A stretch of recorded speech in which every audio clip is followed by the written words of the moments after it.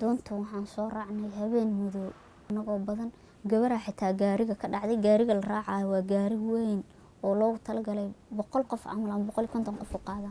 Istaagaan lagu raacaa badda agteeda ku keenaa. Marka meel waa la wada istaagaa qof walba qof kale ku sii tiirsanaa.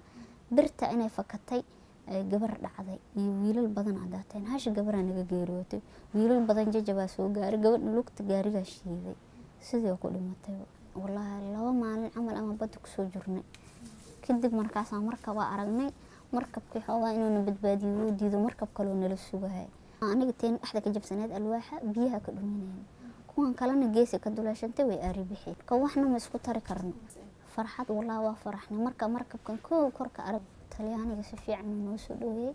Markabka markaas cunto iyo biyo nala siiyay iyo qofka jirana gaar loo kaxeynay. Laakiin rajada ahayd inaan meel nafsadaada aamin ku tahay aad tagtid iyo caafimaad horta waa helnay. Laakiin wixii kale aan ogeyno shaqo iyo waxaas iyo waxbarasho rasmi ah luqad leh naloo diray. Ka ku caawinayna xilin ilaa 6 bilood ku caawinayna interview aan hadda dhawaa maray jawaabtii wali sugaa marka ilaa 6 bilood ku caawin sharciga haddii ay soo baxo 6 bil ii dhamaato waxay dhigi doonaan ma ogi. Wallaahi nolosha Soomaaliya horta way dhaantaayo amni way tahay cid ku soo xadgudbaysa ma arkaysid. Talyaaniga haddoo aan 6 bil haddoo dhaho iska bax aan intaas wax shaqo ah ama guri iyo waxna ay balan qaadin way iska adkaanaysaa noloshii camal. Soomaaliya wax yar dhaantay amni haysata. Wallaahi waxaan ugu jeclaaday amnigaas loo kaliya iyo noloshan caafimaadkaaga.